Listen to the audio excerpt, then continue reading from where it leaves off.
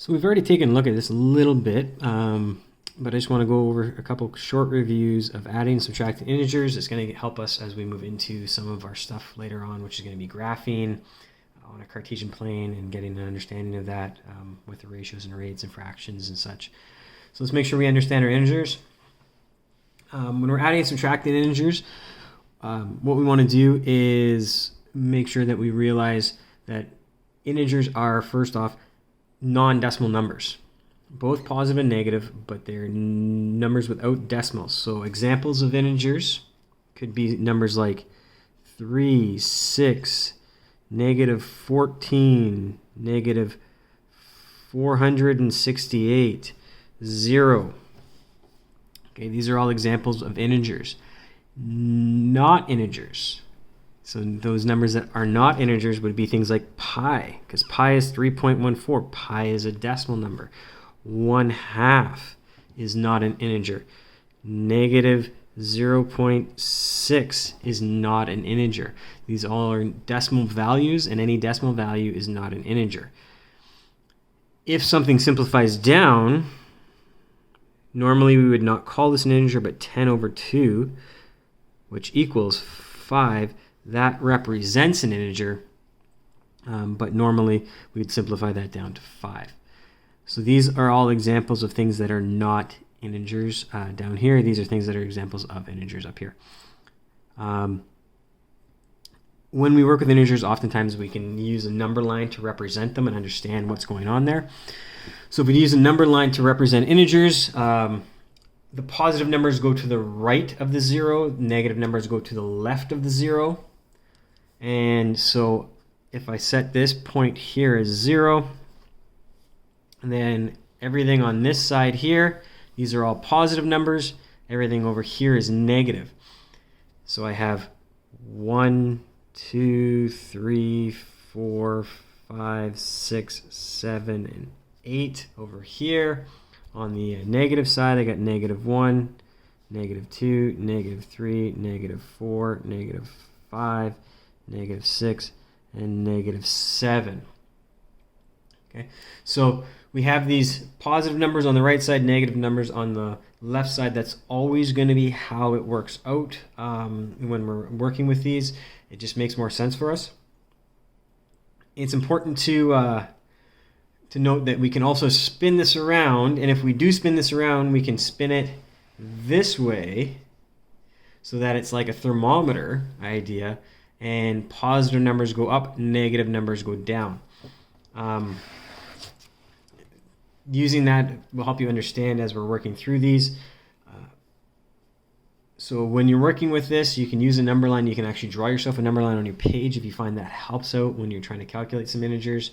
Even if you don't have to do a nice neat one, you can just use it to get an idea of what the answer should look like, what the final number will be. So every integer has an opposite value. Just a key term here is that when we talk about opposites, the opposite is the same distance from 0. So if we have the number 4, 4 is opposite negative 4. Those are the same distance from 0. 1, 2, 3, 4 steps from 0 to get to 4. 1, 2, 3, 4 steps from 0 to get to negative 4. So those are opposite numbers. It's also another just important thing to note is that negative 4 is smaller than 4. Anything going this way to the right is bigger. Anything going to the left is smaller. So 100 is smaller than 200. And I think that is pretty obvious. We know that. But 100 is bigger than negative 200. Because 100 is going over here to the right somewhere, and negative 200 is going over here to the left somewhere. So negative 200 is down this way. Negative 200 is a smaller number. So negative 4 is smaller than negative 2. It's smaller than positive 2. Smaller than positive 1. It's smaller than 0. Negative 4 is smaller than negative 1. And I know that's kind of contradictory to what we think. Negative 4 is a bigger number, though. 4 is bigger than 1, but it's negative 4. The larger the number portion is as it gets smaller, or as we go into the negatives, the smaller the number actually gets. So that's something important to note. All right, so a few examples working with this. What I've done on the side here, and you can do this on the side of your pages, is you can actually draw yourself a little scale, and that might help if you have trouble and you struggle with some of these integers. You can draw it like a thermometer. And I like to think of working with integers as working in terms of temperature. So in the first case here, we've worked with this before. This is how you first learned adding. 3 plus 6, well, we all know that's 9. If we start here at 3, plus means to go this way, up the graph. So plus means up, minus would mean down. So plus 6 goes 1, 2, 3, 4, 5, 6, and that finishes up at 9. In the second one here, we have positive 3 plus negative 6. So now this is where you got to think about it in terms of temperature. Negatives mean it's getting colder. The temperature is dropping by negative 6. It's positive 3 out right now, and it's dropping by negative 6. So the temperature is going to drop by 6 degrees.